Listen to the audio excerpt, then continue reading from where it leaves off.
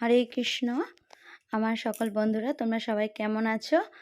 আর আমিও খুব ভালো আছি। অভ্রমেঘা ব্লগে তোমাদের সকলকে জানাই স্বাগত। আমি আজকে দেখো আবার আরেকটা ব্লগ নিয়ে চলে এসেছি। আমি আজকেও ঠাকুরঘর থেকেই শুরু করেছি, কারণ ঠাকুরঘর থেকে ব্লগটা না শুরু করলে আমার যেন ভালোই লাগে না।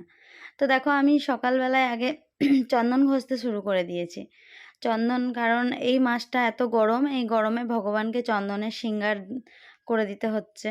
তো তাই জন্য চন্দন ঘষছি। অনেকটা করেই চন্দন লাগছে, আর চন্দন ঘষতেও আমার অনেকটাই টাইম লাগছে। ভগবানকে চন্দনের শৃঙ্গার করে ভগবানের গোটা গায়ে চন্দন লাগিয়ে এখন খালি গায়েই রেখে দিচ্ছি আমার গোপুসোনাকে। তো আমার গোপুসোনা এই গরমের মধ্যে চন্দন লাগিয়েই চুপ করে পড়ে থাকে। এই দেখো প্রথমে একটু আমি মধু দিয়ে আর গুড় দিয়ে আমার গোপুসোনাকে আর চন্দন মাখিয়ে ওকে প্রথমে আমি স্নান করিয়ে নেব। আমার গোপুসোনা সকাল সকাল আজকে স্নান করে নেবে, কারণ আজকে যাব আমার বাপের বাড়ি। মা মা আর বাবার আজকে আছে বিবাহবার্ষিকী। ওরা তো কিছুই জানে না, ওদেরকে দেবো সারপ্রাইজ। তাই সকাল সকাল আমি সমস্ত কাজ সেরে নিয়ে তারপর আমি ভাইয়ের বউ দুজন মিলে সকালবেলা চলে গেছিলাম মায়ের জন্য একটা শাড়ি আর বাবার জন্য একটা হাফ পাঞ্জাবি কিনে নিয়ে এসেছি। তো আমরা তিনজন মিলে, আমি ভাইয়ের বউ আর বোন মিলে তিনজন মিলে আমরা প্ল্যান করেছি যে মা বাবাকে আজকে সারপ্রাইজ দেবো। কারণ কি, ওদেরকে যদি বলি তাহলে ওরা হয়তো করতেই দেবে না, কোনোদিনও তো করেনি। আর এখন কিছু করতে গেলেই বলে আমাদের এত বয়স হয়ে গেছে, এখন লজ্জা লাগে। তো লজ্জার কিছু নেই। সারা জীবন আমাদের জন্য মা বাবা এত পরিশ্রম করে এত কষ্ট করে আমাদেরকে মানুষ করেছে। তো আমরা ছেলে মেয়ে হয়ে যদি মা বাবার জন্য এইটুকু করতে পারি তাহলে নিজেরাও অনেক আনন্দ পাবো। আর মা বাবা যতই মুখে বলুক ওদেরও নিশ্চয়ই একটু আনন্দ হবে। তো মা বাবার আনন্দের থেকে আর বেশি কিছু আনন্দ হয় না। তাই মা বাবাকে আনন্দ দেওয়ার জন্য মা বাবাকে না বলে আমরা এই কাজটা করেছি তিনজন মিলে। বোন এখনও আসেনি, বোন আসবে, আমি যাব তারপরে। তো ভাই আজকে যেহেতু শনিবার আর ওদেরও নিরামিষ, আর আমি তো একদম নিরামিষই খাই। সেই জন্য বন্দনা বলল, আমার ভাইয়ের বউ বন্দনা, ও বলল যে সব রান্না নিরামিষই করব আজকে। আমি বললাম তো ভালোই হয়েছে। আর এদিকে দেখো আমার গোপুসোনাকে আমি স্নান করিয়ে দিচ্ছি। আমার গোপুসোনাকে স্নান করাতে করাতে তোমাদের সাথে গল্প করছি। বাবা মা আমাদের জন্য সত্যি অনেক কষ্ট করে। বাবা এখনো পর্যন্ত কষ্ট করে যাচ্ছে। আমার বাবা এখনো সবজি বিক্রি করে, সেই ভোরবেলা থেকে উঠে এত পরিশ্রম করে। আমরা হয়তো এখন ওরকম পরিশ্রম করতে পারবো না, আমার বাবা যেটা করে।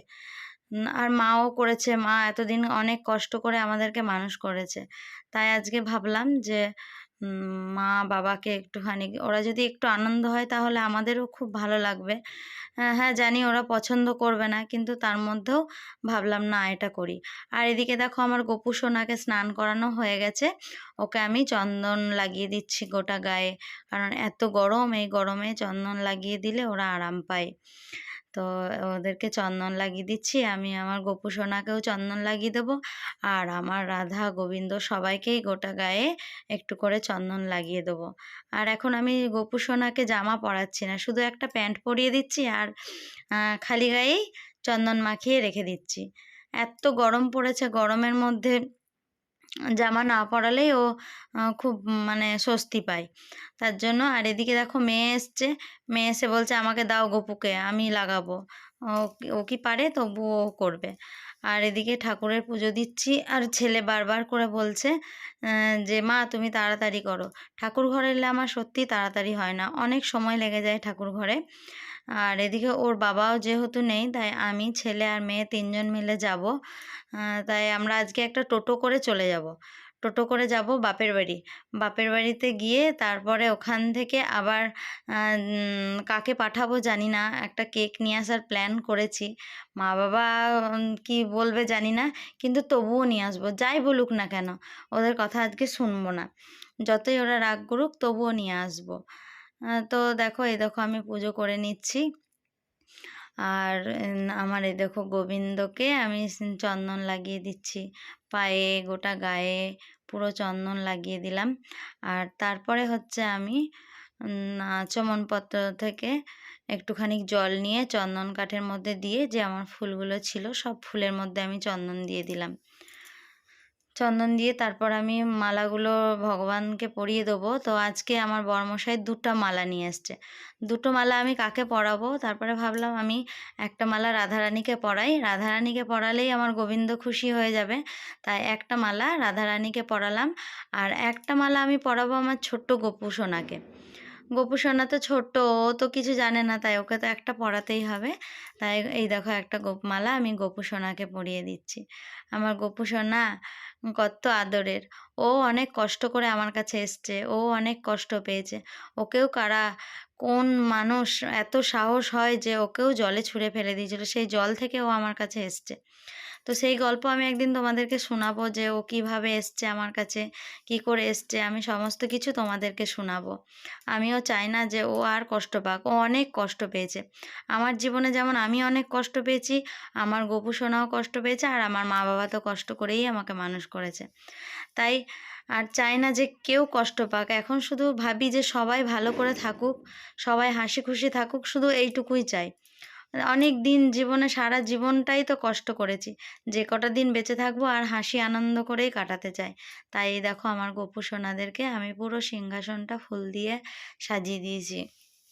আমার গোবিন্দকে ফুল দিয়ে দিয়েছি, রাধারানীকে ফুল দিয়ে দিয়েছি। আমার পুজোটা সারা হয়ে গেলেই আমি বেরিয়ে পড়বো মায়ের বাড়ি। অনেকটা দেরিও হয়ে গেছে। আর এদিকে দেখো আরতি করার জন্য আমি পঞ্চপাত্র রেডি করে নিয়েছি, ভোগ সাজিয়ে নিয়েছি। তারপর আমি আমার আরতি করে নেব। এদিকে আমার সব ঠাকুররা রয়েছে। এই যে মা মনসা, আমাদের হচ্ছে মা মনসা কুলদেবতা। তো আমি কিছু পুজো করি আর না করি, মা মনসা পুজো করতেই হবে। তো এই দেখো আমি আরতি করে নিচ্ছি। আজকে আমাদের একটা ভালো দিন। এই দিনটা আমি চাই না যে যে কোনোভাবেই নষ্ট করতে। তাই যত তাড়াতাড়ি পারছি তত তাড়াতাড়ি সমস্ত কাজ আমি সেরে নিচ্ছি। তো ঠাকুর ঘরে এলে ভগবানের আরতি করাটা তো আর তাড়াতাড়ি হয়ে যায় না, ঠাকুরের পুজো করতে অনেকটাই সময় লাগে। তো আমাকে ও বলবে যে তুমি এতক্ষণ ধরে কি করো। আমাকে যদি কেউ সারাদিন ঠাকুর ঘরে বস করে রেখে দেয়, তো আমি সারাদিন ঠাকুর ঘরেই থেকে যাব। ঠাকুর ঘরে সারাদিন থাকতে আমার কোনো অসুবিধাই হয় না। আমার পুজো করা হয়ে গেছে, ভগবানদেরকে প্রণাম করে নিলাম, তারপরে দেখো আমরা বেরিয়ে পড়েছি। এই যে আমার বাপের বাড়ি বা আমাদের বাড়ি থেকে 10 মিনিটের রাস্তা। তো ও যেহেতু নেই, তাই জন্য আমাদেরকে টোটো করেই যেতে হলো, হেঁটেও যাওয়া যায়। তা এত রোদ দিয়েছে, রোদের মধ্যে হেঁটে আর গেলাম না। টোটো থেকে নেমেই দেখছি আমাদের বাড়ির আশেপাশের বাচ্চাগুলো রান্নাবাটি খেলছে।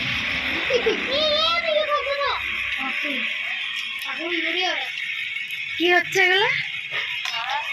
আলু ভাজা, আর এদিকে হচ্ছে ভাত। বাবা রে, হাঁড়ি, কড়াই, থালা, বাসন, এদিকে কলসি, ওইদিকে বালতি, আর এই যে সবাই খেলছে। ওদের খেলা দেখে আমার একটুখানি মানে খারাপই লাগলো, কারণ ছোটবেলায় আমরাও খুব রান্নাবাটি খেলতাম। তো ওদের মতো আমাদের এরকম সত্যিকার রান্না করতে। এই বাবিয়া কি করছিস? বাবিয়া, আর কি এখানে কি পার্টি? আমার কাছ থেকে নিয়ে নিও না।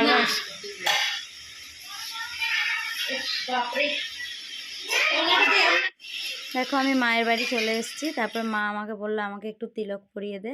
আর আমি তিলকটা হাতে করেই পরি, নিজেও হাতে করে পরি, আর কেউ বললে তাকেও আমি হাতে করেই পরিয়ে দিই। তিলকটা হাতে করে পরলেই বেশি সুন্দর হয় আর ভালোও লাগে। তিলকটা হাতে করেই পরতে হয়, তাই আমি তিলকটা হাতে করে আমি নিজেও পরি, আর এই যে মাকেও পরিয়ে দিলাম। মা বলছে আমাকে একটু তিলক পরিয়ে দে। দেখো হাতে করে তিলক পরিয়ে দিলাম, কি সুন্দর। তারপরে মাকে একটুখানি আমি প্রণাম করে নিলাম। মায়ের তিলকটাও খুব সুন্দর হয়েছে, কেমন হয়েছে দেখো, হাতে করে পরিয়েছি যেহেতু। তারপর মাকে টিপটা পরিয়ে দিলাম।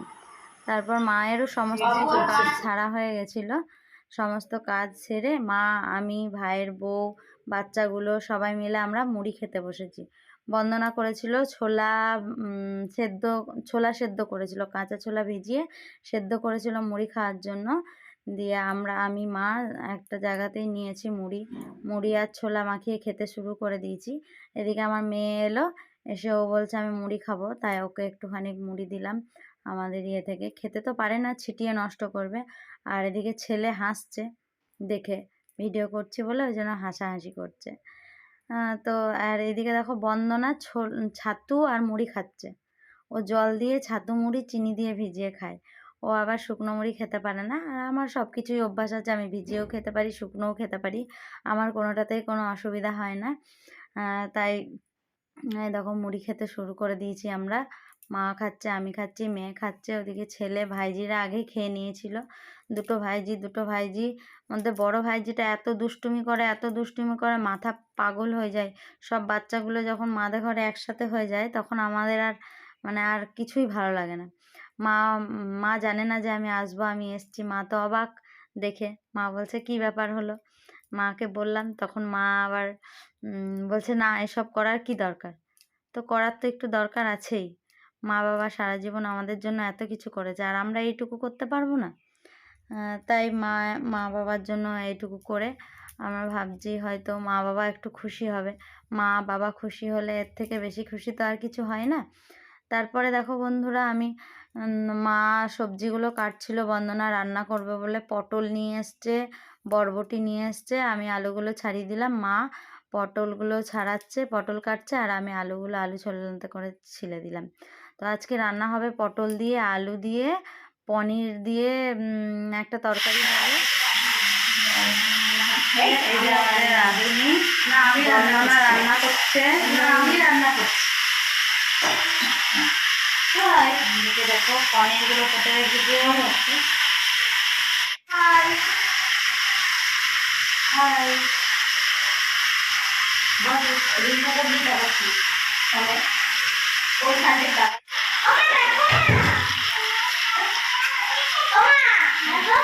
দেখো বন্ধুরা, এই যে আমার বোন বাসন মাজিয়ে রেখে গেছে। ও রেখে গেছে বাসন মাজতে হচ্ছে বলে, দেখাতে হবে বলে। আর এই যে আরেকজন। তো আমরা তিনজন মিলে খুব আনন্দ করেই থাকি। আমাদেরকে দেখে কেউ বলে না যে ও আমাদের ভাইয়ের বউ। আমরা তিন বোনের মতনই থাকি। আর এইদিকে দেখো আমার মেয়ে আর ছোট ভাইজি দুজন মিলে এত দুষ্টুমি করছে, একটা জিনিস নিয়ে দুজন মিলে কাড়াকাড়ি। ও যেটা নেবে ও সেটা নেবে। আর এদিকে দেখো রান্না, বন্দনার পটল আলুর তরকারি রান্না করা হয়ে গেছে। আর এই যে বাবা আমার একটা মা বন্দনা এই যে কেক কাটতে বসে গেছে। মা বাবু কিছুতেই কাটবে না। এই দেখো এই পাঞ্জাবিটা আর এই শাড়িটা আমরা দুজন মিলে মাকে আর বাবাকে কিনে এনে দিয়েছি। আর আমরা তিনজন মিলেই করেছি, আর বাচ্চাগুলো, আর কেউ না, যাতে মা বাবা একটু খুশি হয়। লাস্টে দেখলাম মা বাবা দুজনেই খুব খুশি হয়েছে। তো দেখো বন্ধুরা, মা বাবা দুজনেই প্রথমে বলছিল কাটবো না, তারপরে পরে কাটলো। তো আমাদেরও খুব ভালোই লাগলো। মা আর বাবা দুজন মিলে কেক কাটলো, কেটে আমাদের সবাইকে খাইয়ে দিল, আমরাও মা বাবাকে খাইয়ে দিলাম। জীবনের এটাই তো আনন্দ, এটাই থেকে যাবে। কে কতদিন বেঁচে থাকবে? সবাইকে তো একদিন চলে যেতে হবে। হাসি মজা আনন্দ করে দিনগুলো কাটলে এর থেকে আর বেশি আনন্দ কিসে আছে? এগুলোই থেকে যাবে জীবনে। আমাদের ছেলেমেয়েরাও দেখছে এগুলো, ছেলেমেয়েরাও এরকমই শিখবে।